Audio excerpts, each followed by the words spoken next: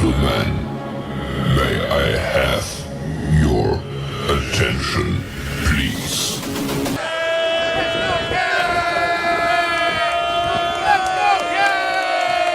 The show starts in 3, 2, 1, go.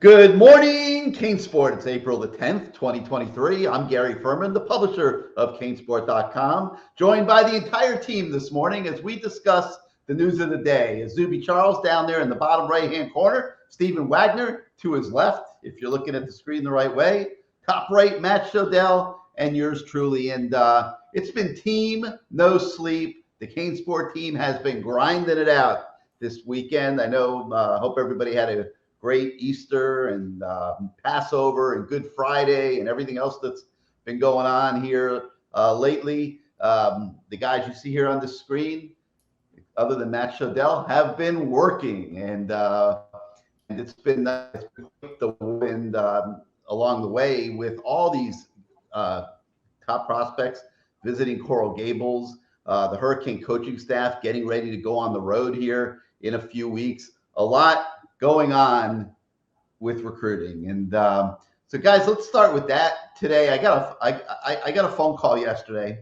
from a guy that's like obsessed with Canes recruiting. He's really into it. And he calls me up. He says, this Stephen Wagner guy seems to think we have a shot at Jeremiah Smith, but I'm afraid that they're forgetting about Josiah Trader. That's Jeremiah Smith's teammate at Hollywood Chaminade. And the guy went on for several minutes to explain why he is stressing out so much about receiver recruiting at Miami. And I'm like, man, there are so many receivers that the Hurricanes have been recruiting. One of them, Izubee, was on campus this weekend, Chance Robinson. You've had a few conversations with Chance here in the last few days. Tell us a little bit about the other side of receiver recruiting at the U, aside from Jeremiah Smith, and then we're going to let Stephen talk about Jeremiah Smith because he was out there this weekend checking out Miami, and Stephen spoke to him. But go ahead, you take it first, Izubee. Yeah, a lot of the attention on that 2024 class always focus on, Jeremiah and JoJo. But hey, Chance Robinson is a really good option for the Miami Hurricanes, that 2024 class at wide receiver. He spent this weekend or Saturday, I believe, at the University of Miami. I spoke with him after he wrapped up his visit. He spoke with Mario Cristobal. Cristobal brought him into his office along with Jeremiah Smith, said, hey, guys, this is the plan I'm laying out, and I want you guys to be a part of that. And Chance grew up a Miami Hurricane fan, and he tells me every time he hears that from Coach Cristobal, it's kind of like a dream come true hearing, hey, the school I grew up rooting for kind of wants me to stay home, wants me to be a part of the change to take the program to another level. He also will be at the spring game on April 14th and has been at Miami quite frequently as of late. And it's really good to see his face on campus. Every time you see him, he's with his dad. His dad talks about how it'd be a dream come true to watch his son play for the Hurricanes.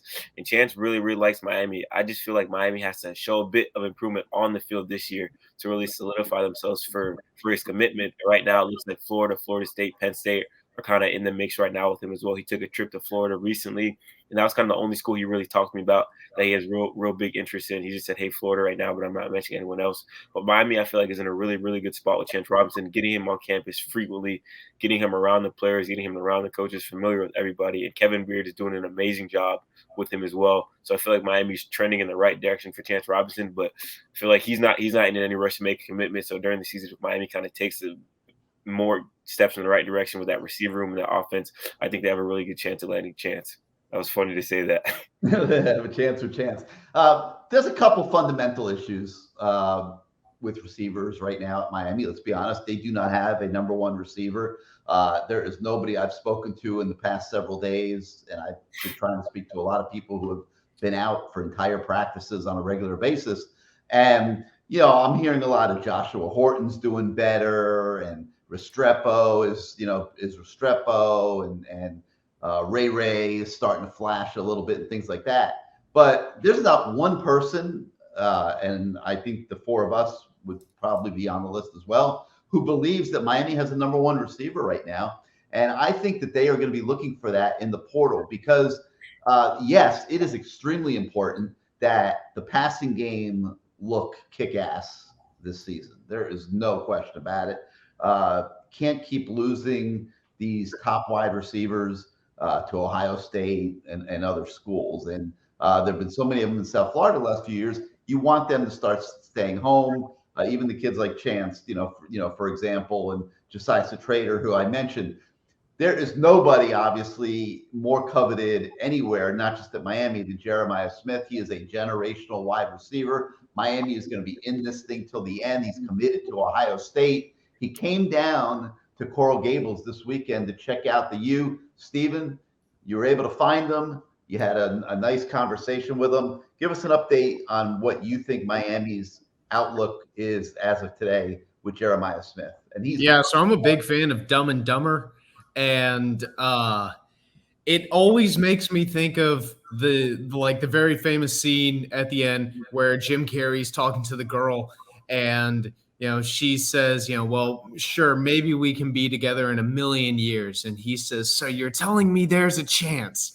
And I say that with kind of tongue in cheek, but in all actuality, it's definitely very clear Ohio State is number one, and they're the very clear number one. They're the program that he's committed to for a reason, and it's really, really hard to beat Brian Hartline's resume with a lot of these receivers because he's proven it doesn't matter if you're a 5-star, it doesn't matter if you're a 3-star, it doesn't matter if you're Jackson Smith and Jigba or if you're Chris Olave or if you're Garrett Wilson. He can make you a first-round draft pick. He can get you that first-round draft pick contract, which – we've even heard like a couple of recruits say, hey, screw whatever I'm going to get in NIL. I don't care about NIL money. I care about that first NFL contract money. And we're seeing that's what a lot of these really big guys are really into. They really want that first contract. So Miami is 100%, like you said, going to be in this thing until the bitter end. I think that right now the RPM for Jeremiah Smith is pretty accurate. I think I posted in the message board the other day. I think it's probably right now it feels to me like it's probably 95% Ohio State and then 3% or maybe I said 90% Ohio State and 5% Miami. Either way, it feels to me Ohio State is the very clear front runner, but Miami is going to do everything they can to give themselves a chance. I think right now kind of the biggest obstacle that Miami has facing really right in front of them. And I think this is something that needs to be addressed kind of sooner rather than later is Jeremiah Smith doesn't know if he wants to OV to Miami, despite them being his very clear number 2. And despite him, even saying, hey, it's Miami second. And then last month he said Florida State was third. Right now the RPM has Florida in third. He's visited both programs during the spring. But he kind of, he's kind of under the impression, hey, Miami's just right there in my backyard. I can pop down to Coral Gables literally whenever I want to. Why the hell would I burn an OV on a school that's an hour away? Well, if you're Miami, that's kind of cause for alarm because the official lobster, Jeremiah. They are going to give you the royal treatment. They're going to put you up in the Grove, probably in a penthouse suite. They're going to take you to Smith and Walensky and throw some big lobsters in front of you. There's a million reasons why you take that OV to Miami.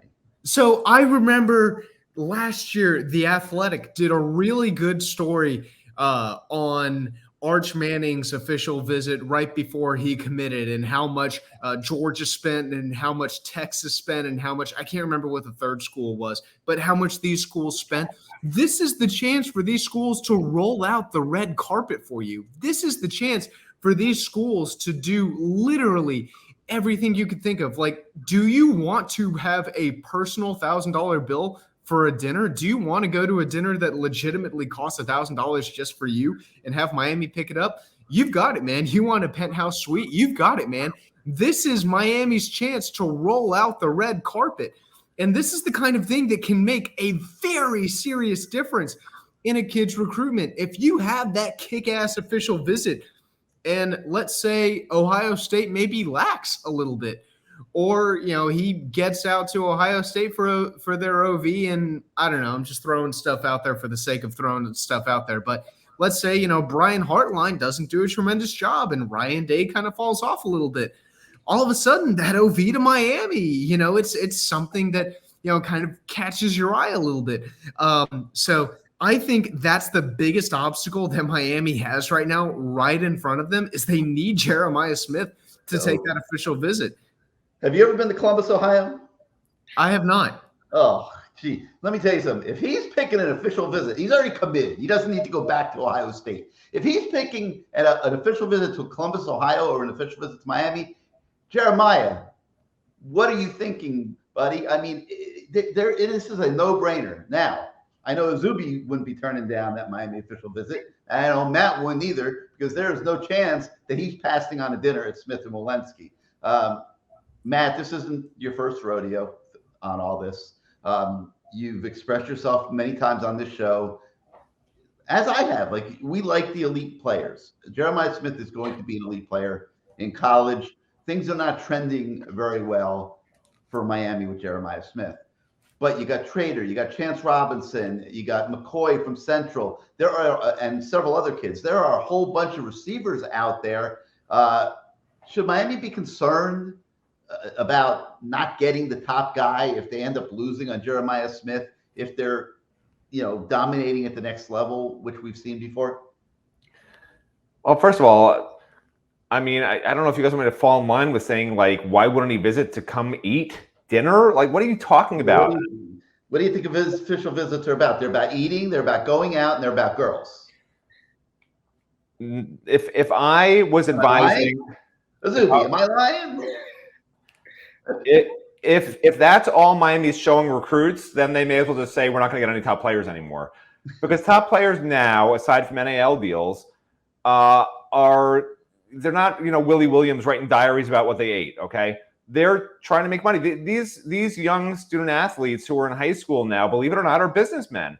They're not going on official visits to eat steak and go swimming or snorkeling, okay? They're trying to find out what their families and their agents, okay? Legally, they can have agents, and they are getting guidance, professional guidance, every single one of them. And these guidance people aren't saying, oh, take that visit because you're going to have a great view of the ocean from your room. You're going to have a cookie cake with a U on it. They're saying, ignore all that outside stuff. This is your future. You have one shot. Here's 500 out of the 600 4-stars in the last class, the class from 8 years ago, who are now making under $50,000 a year because they didn't make it. Like, you can't let yourself be distracted by nonsense. And if Mario Cristobal is smart and he wants to differentiate this program from other programs, he's treating it like a business, which he is. And he's handing out, here's your future. Here's a 50-page booklet with our plays that we're going to run with you and why you should be here. And here's who's going to be at quarterback. And here's the offense we're running and how you fit in. We're going to sit you down for 2 hours with the coordinator, 2 hours with the receivers coach, who's the same person, who was the same person, not anymore. So last year that wouldn't have worked. This year it will. And they're going to go over you and fine detail why we will turn you into an NFL first-round prospect, and et cetera, et cetera. And like, I don't understand this nonsense about why wouldn't he take a visit? It's Smith and Walensky. Matt will go to Smith and Walensky. Yeah, I'll go there because I'm not a recruit. If I was a recruit, I'd say skip the dinner, coach. I'd rather spend time with the coaches in meeting rooms. I'd rather spend time with the players talking about what they think's happening at this program. Because you have 48 hours. You have 48 hours at a program to learn everything you can. And why do I want to spend 8 hours of it eating on the beach, getting to the beach, getting back from the beach, eating dinner and hanging out with girls? Like, no. That's the dumbest thing I ever heard. If that's what Miami's doing, they're a bunch of morons. Thank God Gary Ferman's not running the program. Thank God Stephen Wagner's not setting up the dinner programs. I mean, it's ridiculous. Now, yeah, they need top recruits, okay? You can have average coaches with top recruits and win championships. You cannot have whatever the opposite of that is. I forgot what I said already. But the bottom line is, if these guys don't come here, you're done. Mario's got 2 years of goodwill left, in my opinion, to show this is a 10-win team. If he's not at 9 or 10 wins within 2 years, he's in big, big trouble because Miami put a lot of resources in. They said, we will give you everything you need. If in those 3 years he's been here, they're still winning 7 or 8 games, all hell's going to break loose. So this is it. This is it. This recruiting class. He already built last year's. You can't miss this year. You can't let these guys leave, period. Well, I can't mention names, but I actually did play the win-loss. I did play the win-loss game with somebody who's extremely close to the program, who I consider having a lot of knowledge. And it's a little scary for Mario going into year two. I got to be honest. This program is still not where it needs to be. I mean, they're playing spring practice right now at running back with Henry Parrish and Don Chaney. That's the running back room. The wide receiver room doesn't have a number one. The quarterbacks have been better. The O-line has been much better. The tight ends will be fine. But without elite running backs and wide receivers, I don't know, man. On defense, the defensive tackle position is not in a great place right now. Your supposed best guys are not participating in spring practice. Linebacker, which was very challenged last year, has really one new face who really creates some excitement and makes them better, and that's Francisco. Are you drinking the Shodell Kool-Aid, Ferman? What's going on over there? I'm just being real because I went through this. I needed something to do this weekend, so I actually really did do this with somebody who really knows the program, and we talked about it. And these are just okay once you get past Cam Kinchins.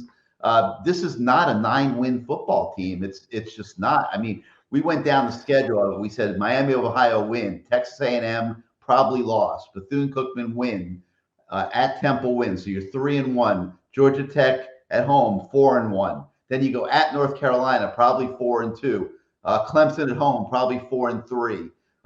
Virginia at home, you'll give them the benefit of the doubt, 5-3. At NC State, could go either way. At Florida State, probably a loss. Louisville at home, Boston College at Boston College wins.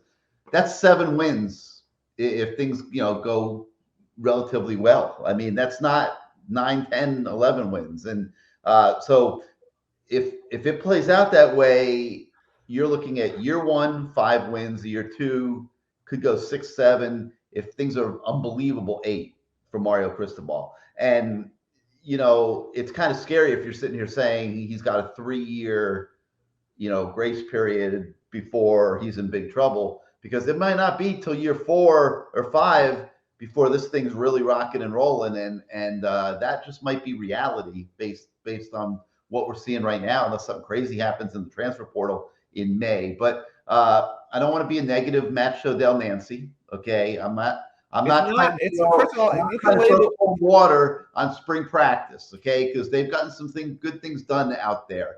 But this program has a long way to continue to go. I think people want to buy way too much into hype too quickly, and it creates a false expectation that makes people jump off bridges when those expectations aren't met. And the people on our message boards that are keeping things grounded, I think are pretty spot on, guys. I really do. All right, so we've been talking a lot about receiver recruiting. Well, when we did interviews out on campus on Saturday, it was a parade of receivers. We talked to Josh Horton a little bit. Who else? Izubee? My mind's drawing a blank. Who else did we talk to Saturday? Rashard Smith. Wasn't there one more, or was that it for receivers? I believe that was it for the receivers. Okay, so we talked about Jacoby George. Jacoby George. Yeah, that's the one I was thinking. All right, so we talked to those 3 guys, and there was a common theme. Okay, Kevin Beard's the best wide receiver coach I've ever had, and we're hearing that universally from the receivers on this team. They love, after a few weeks of working with Kevin Beard, they love working with Kevin Beard. Their last coach was Josh Gaddis. We know how that went. That did not go very well. Izubee, is this like a Chamber of Commerce routine that we're getting out there at Green Tree Practice Field? Or do you feel a genuineness from these kids about their feelings for Kevin Beard? Will that help them in recruiting? I do feel a genuine connection with that. I believe it was Isaiah Horton that I spoke with. He mentioned something. He was like, we all love playing for Coach Kevin Beard or Coach Shannon Dawson. And I asked him, hey, how important is that you have that connection where you actually love playing for this guy, no matter the good or the bad? And he said exactly that. He said, no matter if we do excellent or no matter we do bad, he's going to be there for us to either guide us the right way or hype us up for that. And that means the world on the field. And honestly, if I was a recruit, seeing, players that are there right now say, hey, we really like this guy. This is the best coach I've ever had. Most of these guys are from South Florida with Brashard from Palmetto. A lot of South Florida guys probably look up to Brashad. Jacoby George from Plantation, another South Florida guy. A lot of guys will probably say, hey, if this is the best wide receiver coach he's ever had, maybe he might be the guy for me. But just hearing how they genuinely connect with this coach and say, hey, this is the best coach we had off the field and on the field, I feel like that's something really good. And that might affect how recruits view the program as well, hearing such great things from Kevin Beard. Because last year, you didn't hear that much about Gaddis saying, oh, this is the best offensive coordinator I ever had. We never heard a thing like that. Yeah, and this is just in spring. So just hearing this now when they've been together for 2 weeks, imagine a summer, imagine a fall, imagine when season kicks in, how good that connection will be. So I feel like that is a great step in the right direction. Just not for them on the field, but off the field, and Kevin Beard kind of building his name as a good wide receivers coach for Miami. Steven, does this Kevin Beard love fest help Miami with Jeremiah Smith, help Miami with Josiah Trader, help Miami with Chance Robinson, LaWayne McCoy? Does Miami lands half these guys because the current players love the new receiver coach? I think it's something. I don't think it's everything. And it varies from player to player. I think Miami's in really good shape with Josiah Trader. I think Miami is in really good shape with Chance Robinson. I think they're in good shape with LaWayne McCoy too. But Jeremiah Smith has the opinion of, and I absolutely can't blame him for this because he's right. And if I'm Miami, this is a little bit worrisome potentially.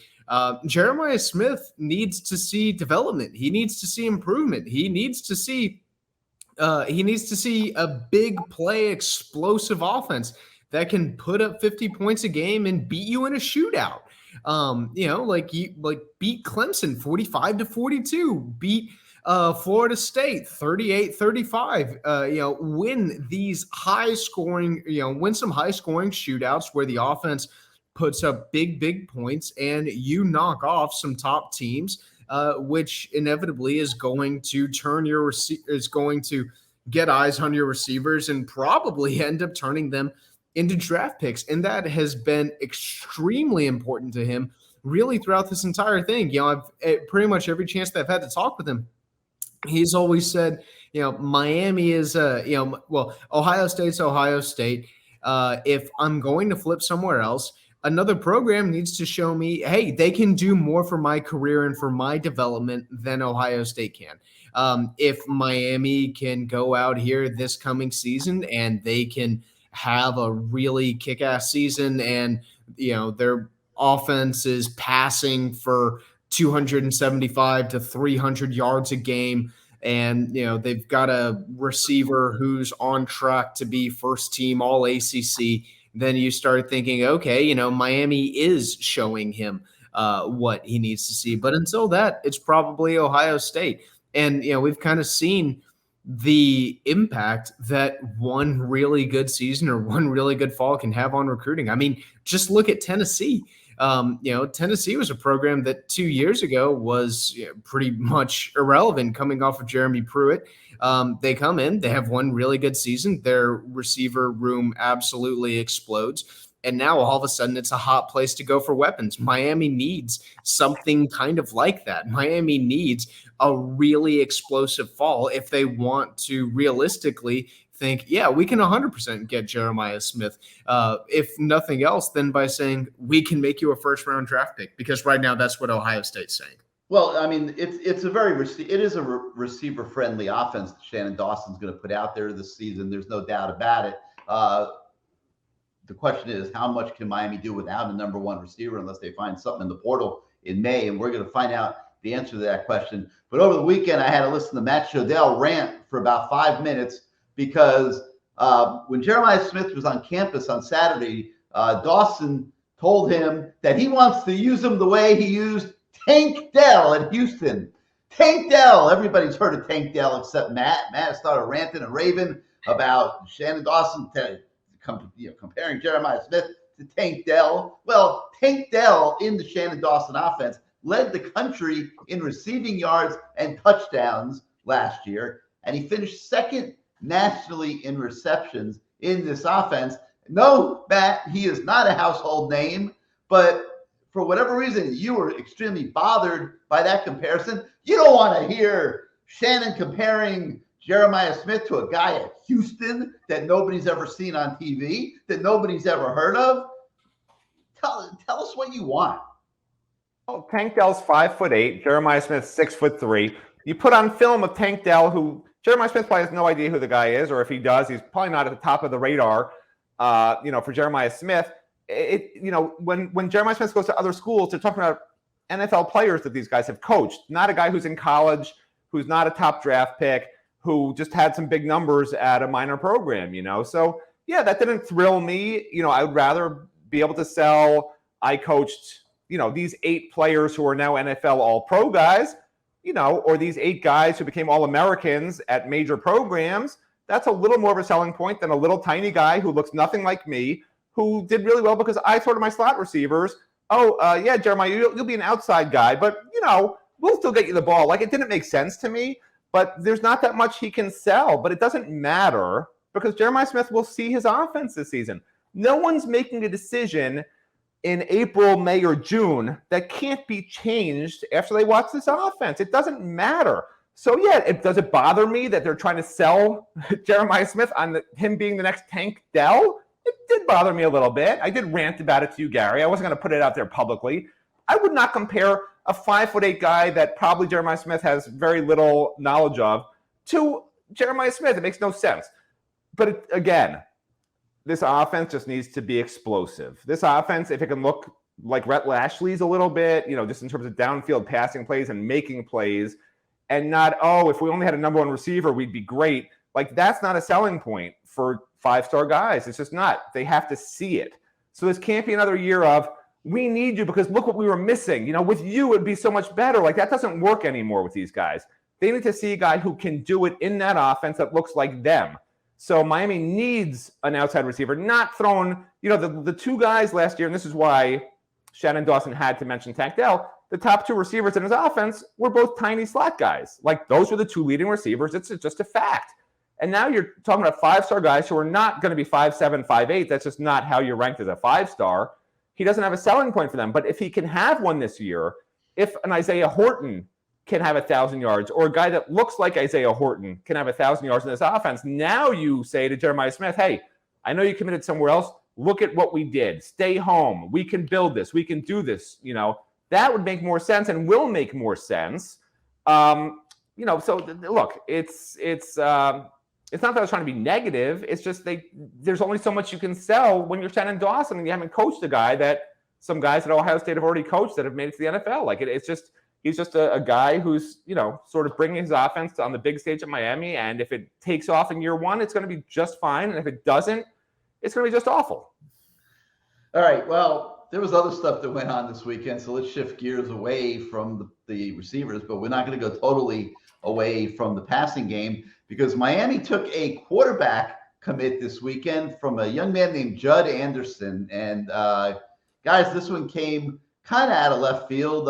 Izubee, you spoke to him on Thursday after he visited Miami, told you what a great time he had. And then by the next day, he was a commitment. And, Aaron Nolan went to Ohio State. It was no secret that he was at the top of Miami's board.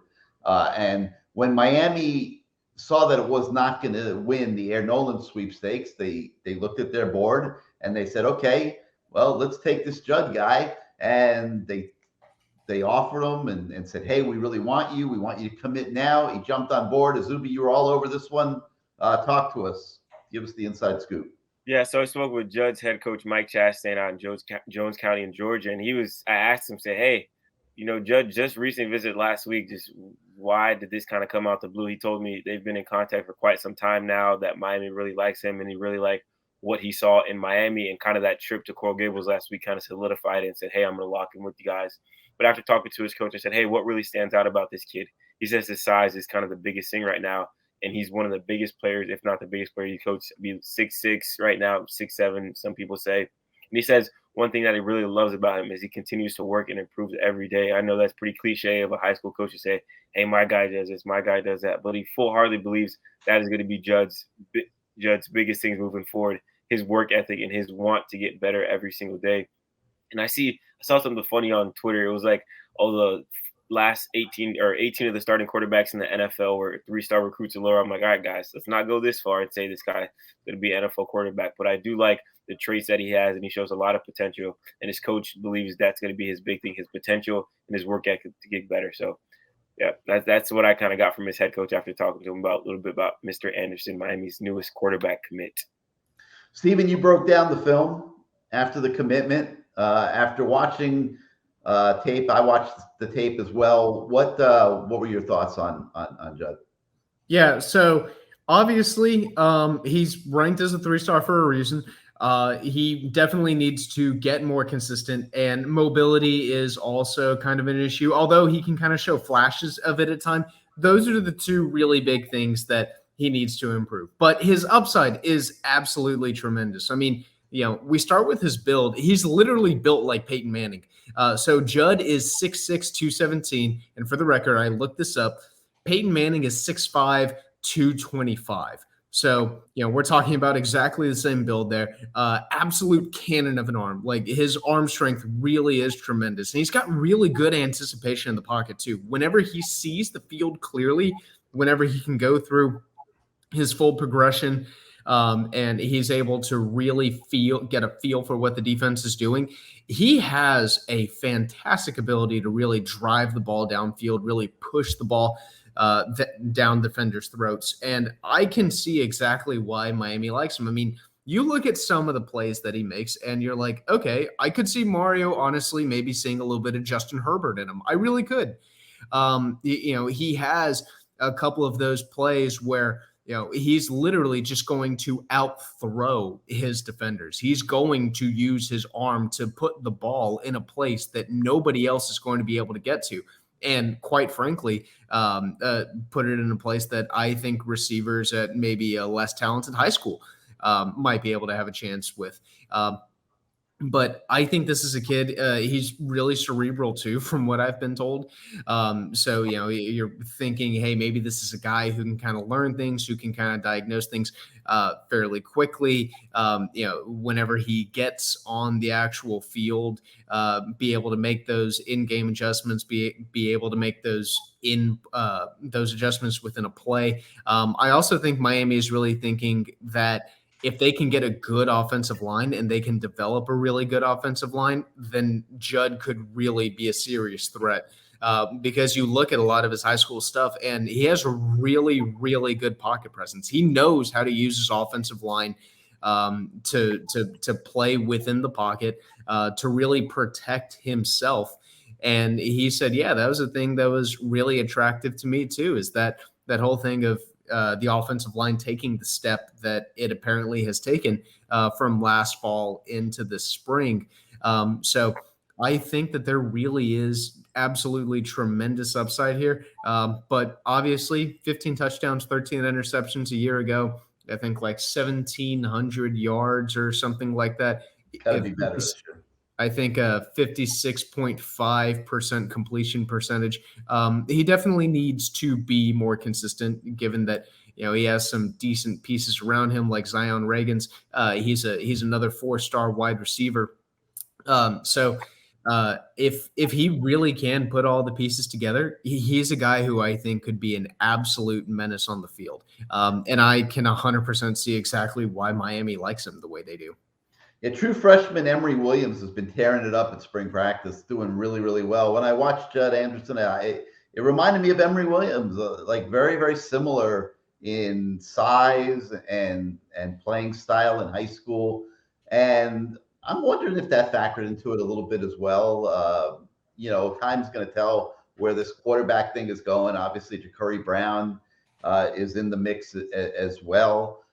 So we don't know yet who's going to win the job next year, but it helps to have multiple quarterbacks kind of like in the same mold, because then as you interchange them, if you need to or whatever, you don't have to keep changing the offense, reinventing the wheel. Ja'Cory Brown is an absolute other level type player, and time's going to tell whether he can develop as a passer well enough to claim that starting job. But if it's Emory Williams, Judd, and we'll see what happens. But they look very similar to me, very similar styles, and we'll see where it goes from there. Okay, so we've got other recruiting stories on the website in addition to Jeremiah Smith, in addition to Chance Robinson, some of the guys that passed through campus that we've been talking to. Another wide receiver, 4-star Braylon Staley. He had a Saturday visit this weekend.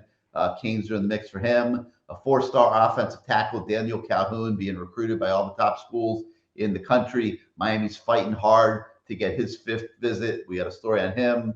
Top 100 safety, Xavier Mincy. He's a 4-star. Miami's trying to plug away with him. You got the number 1 tight end in the 2025 recruiting class, Devon Mitchell. He had his first trip to Coral Gables. We caught up with him. Who am I leaving out? I mean, there's so many of them. Rookie Knight, Priority Athletic Target. He talks about the Miami-Florida State recruiting battle that's going on for him. Kawan Lacey, a running back, likes the opportunity at Miami. So there's a whole lot of recruiting coverage. It goes on and on. Those of you that love to follow recruiting, we're certainly trying to keep you busy with constant stories going out on the website on recruiting. So make sure that you guys check those out. Okay, so while all this recruiting stuff's going on, and Matt's having brunch here and dinner there and all that, and he said, "Hey man, like I want to get my voice on the site." So Matt sat down at his computer and he did an opinion piece that is on the website this morning on the 3 things that he thinks he knows entering the final week of spring. Just an ingenious idea, Matt Shodell. Tell us a little bit about it. I don't know if it's ingenious, but yeah, it's just genius, not ingenious. Take the in out. I'm just a genius. Except I think we should change it to the 3 things I know. It sounds more authoritative. It's better than the 3 things I think I know. Yeah, I mean, I'll tell you guys one of them, which is not to sweat the lack of commitments. And Gary was scared to ask my opinion on Judd Anderson, and I don't blame him, because this is either a rich man's Evan Sheriff's or, according to Steven, the next Peyton Manning. You guys figure out which one he's more like, okay? I mean, Steven's sitting there talking about his height and weight like that makes him Peyton Manning somehow, okay? Evan Sheriff's was Peyton Manning's height and weight too. Evan Sheriff's was supposed to be the next great thing. Evan Sheriff's has way more in common with Judd Anderson than Peyton Manning right now, because neither of them were highly recruited. Judd Anderson, I think, has 3 offers. Evan Sheriff's had a handful of offers. Evan Sheriff's came in as this tall guy with an NFL arm, a little bit of mobility, really smart guy, pocket presence, the whole thing, but terrible stats in high school. It's like the exact same thing. And, the good news is, if Judd Anderson has the same senior season he had last year with the ton of interceptions and not great stats, they could just find another quarterback. I mean, that's the way college football is. But he has an NFL arm and he has height, and you know what? That's something to work with. And there's not a ton of top quarterbacks right now that are dying to be Miami Hurricanes. Like, it's a shame, because I remember back in the day, like Miami was turning away 4-stars. Like, we just don't have room for you. You got to go to Alabama. Sorry, And like, I want to get back to that. Like, I don't think, I know the 3 of you always say how great everything is. If Ja'Cory Brown I am a big believer in Ja'Cory Brown. Here to hear this spring. I'm a big believer. I am a big believer in Ja'Cory Brown. I think he's going to be outstanding quarterback. Okay, outstanding. He has a chance to be. But this isn't who we're talking about. Yeah, you need depth at quarterback. Period. We're not talking about Ja'Cory Brown. Okay, this is the guy they're taking right now in this class. We're talking about Judd Anderson, and maybe he'll be great. Maybe he will. But I would label him a little bit of a project. Like Steven said, there's a reason he's a 3-star, and there is a reason he's a 3-star. He has some of the things that you can see can make him a great quarterback, but you don't know. Whereas some other guys, you look at them and they're like, this guy's really polished. This guy's already ready to play in college. Like, that's not Judd Anderson. I'm sorry. It's just not. Like, you guys don't tell the truth for whatever reason. You don't want people to hate you on YouTube. I don't care that people hate me on YouTube, all right? They already hate me. They can't hate me anymore. The level 10 of hate is already there. There's no level 11 of hate. So I'll just freaking tell people and stay at my level 10 of hate. Like, the guy's a project. The guy hasn't really put up any big numbers in high school. He visited North Carolina and left without an offer. But for Miami, he's good enough right now to take him as a commitment this early. I don't love that. I just don't. Hey, if he's not good enough for North Carolina, why is he good enough for Miami? You know, I know Miami coaches like him a lot, but remember, like, here's what have 5 quarterbacks, Matt. There's not a lot of quarterbacks, but here's what also you got to have 5 to run a program. You got to have correct. 5. No, you need 5. I agree. Yeah, but you don't just want to take anybody. And like for Houston, this is a great quarterback. Like I get it. And what concerns me is I don't want Shannon Dawson like recruiting guys like he's recruiting at Houston. Like don't tell Jeremiah Smith he's the next Tank whatever. Don't tell Judd Anderson he's the next Tate whatever. Like I don't need that. Like you're at Miami. Like this is a different level. Don't say, "Oh my God, this didn't want to come." I have a feeling that Shannon Dawson is thinking in my offense, a guy like this will be great, but he's thinking at Houston's level. He hasn't really seen the ACC level. Like he just hasn't. So, you know, that's a little concerning to me. Now, can this guy be great? Didn't want to come. Huh? Aaron Nolan didn't want to come. They had to go to the next guy. I understand how it works. I know how recruiting works, Gary, okay? But just because one guy doesn't come, it's not like, oh, you're at a Lobster. Okay, I'll take the Spam. No, you're at a Lobster. I'm going to the other restaurant that has a lobster. You go to a different restaurant and find another lobster. Oh. All right. This is not a lobster. This is not a lobster. This is like shrimp. This is like shrimp. This is like back to my original question. This is not a lobster. This is like shrimp scampi because shrimp scampi can be delicious, but it can cause you indigestion and you can't go to sleep at night very easily. Like we don't know yet if it's a shrimp scampi that's going to be really, really good and you can still go to sleep, or it's the one you're like, oh, I wish I didn't have that shrimp scampi. Like we don't know yet. It's not a lobster. Matt, what the hell is going on with your intestines? You're not 51 years old yet, Stephen. Okay. I carry Rolaids around on me. I know a thing or two about indigestion, but well, I don't bring Rolaids. That's the difference between us. I don't use fake medication to mask my intestinal problems. I live with my intestinal problems, Stephen. I don't mind some pain in my life. You know, you're one of these millennials. I can't have any pain. I have a little tummy ache. Where's my Rolaids? Let me open my bag I wear around my waist and pop some Rolaids in. Now I'm all better. No, I live with my pain, Stephen. I'm a real person. I don't mask my pain. Matt, the next time you're at practice and you're getting really gassy and nobody wants to stand around you because it's getting so absolutely rank, I'm not going to be there to defend you anymore. You know what? That's fair. That's why Gary locked me in the refrigerator last time we were at practice. We're going to keep Izubee clean on this one because it gets a little scary in the Izubee household on the mornings after he's been out partying the night before. Let's leave it at that, okay? Matt, I asked you originally the 3 things that you think you know. I told you one of them. That you think you know. I told you one. Tell us about that phenomenal story that's on the website. Well, I said I'll give you one of the 3, and that was about the that not to sweat the lack of commitments. That's it. That's the one I'm giving you. I'm not getting into the other 2. Like to me, like people can read it if they want to. Nobody likes my opinion, so whatever. Read if you want to read it. Read it. If you don't want to read it, don't read it. I'm not going to promote it on this freaking program. Like I don't care if you read it out there or not. Okay, I wrote it for myself. It's a story for what I believe is true. And like, if you want to see what I believe is true in the fake metaverse, like whatever, then read the story and you'll find out for yourself. I'm not divulging all of my, internal problems from my stomach to my brain on this show right now. You can read the story. Oh my goodness. All right. So read Matt's story, Don't read Matt. I just said, don't read it. I'm telling them to read it. I want them to give you a little love, talk about it on the message board, make you feel relevant, all those, wonderful things. So yeah, guys, make sure you check out Matt's 3 things that he thinks he knows going into the final week of spring. All right. I know nothing, just to be clear. I know nothing. A few other little things went on.